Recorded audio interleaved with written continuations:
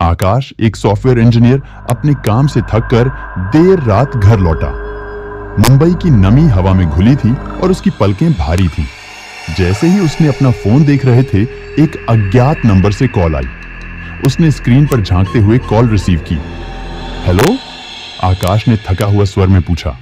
जवाब में सिर्फ सन्नाटा था, एक लंबा अजीब सन्नाटा जो उसकी रीढ़ में कस शिवर दौड़ा गया। फिर एक फुसफुसाहट सुनाई दी, इतनी धीमी और कर्कश कि वह समझ नहीं पाया। उसने फोन को कान के पास लगाया। कौन है? उसने थोड़ा जोर से पूछा, लेकिन जवाब सिर्फ हवा में घुलने वाली एक और फुसफुसाहट थी। इस बार उसे लगा कि उसने एक नाम सुना है, आशा। अचानक फोन कट गया। आकाश हक्का बक्का रह गया। उसने सोचा होगा कि यह कोई शरारत है, लेकिन आशा नाम ने उसे अजीब बेचैनी से भर दिया। वह अपनी बचपन की दोस्त का नाम था, जो सालों पहले एक हादसे में गुजर चुकी थी। उस रात आकाश सो नहीं सका। आशा नाम उसके दिमाग में घूमता रहा और वह अज्ञात कॉल के बारे में सोचता रहा। अगले दिन उसने कॉल डिटेल्स निकालने की कोशिश की, लेकिन नंबर का पता नहीं चल पाया। कुछ दिन बाद उसे फिर से एक अज्ञात नंबर से कॉल आई। इस बार आवाज थोड़ी स्पष्ट थी। यह एक महिला की आवाज थी, रो रही थी और उसे बचाने की गुहार लगा रही थी। आकाश का दिल दहल गया। उसने आवाज को पहचान लिया। यह आशा की आवाज थी। आवाज ने उसे एक पुराने सुनसान हवेली के बारे में बताया, जहां वह कैद थी। आकाश भयभीत था, लेकिन आशा की मदद करने की इच्छा उससे ज्यादा थी। उसने अपने दोस्तों को बताया, लेकिन उन्होंने उसे पागल समझा। अकेले आकाश हवेली खोजने निकला। यह शहर के बाहरी इलाके में थी, जंगल से घिरी हुई। जैसे ही वह हवेली के करीब पहुंचा, हवा ठंडी हो गई और एक अजीब सी ऊर्जा हवा में महसूस हुई। हवेली जीर्ण शीर्ण थी, टूटी खिड़कियों और ढहती छत के साथ। आकाश ने अंदर जाने से पहले एक गहरी सांस ली। हवेली के अंदर का अंधेरा घना था, धूल और नमी की गंध से भरा हुआ था।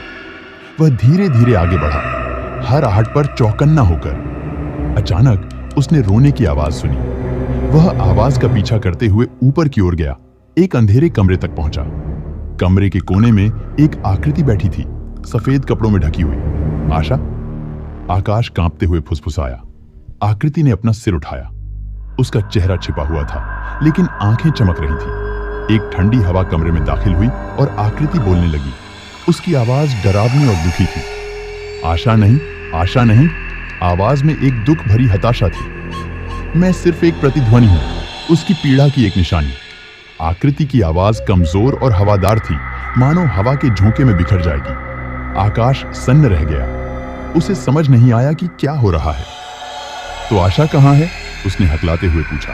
आकाश को सब समझ आ गया। वह आशा की प्रतिध्वनि था, उसकी पीड़ा की अभिव्यक्ति। आपने मुझे क्यों बुलाया? उसने धीमी आवाज में पूछा। मैं चाहती थी कि कोई सच जानने और मुझसे माफी मांगे, गायत्री ने आंसू बहाते हुए कहा। मुझे मरने से पहले शांति चाहिए। आकाश अपने घुटनों पर बैठ गया और गायत्री का हाथ पकड़ लिया। मुझे खेद है, उसने ईमानदारी से कहा। आप जो भी सहें, उसके लिए मुझे खेद है। उसने उसके कंधे पर हाथ रखा और जारी रखा। लेकिन आपको माफी मांगने की जरूरत नहीं है। आपने कोई गलती नहीं की।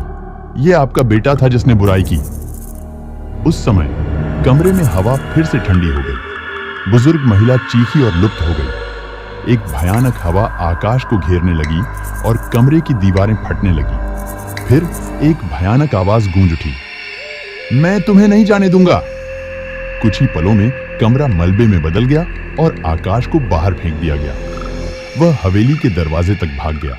पीछे देखने की हिम्मत नहीं जुटा पाया। बाहर निकलते ही उसने महसूस किया कि हवा गर्म हो गई है और भोर हो चुकी है। हवेली अचानक गायब हो गई थी, मानो कभी थी ही नहीं। आकाश भ्रमित और डरा हुआ था।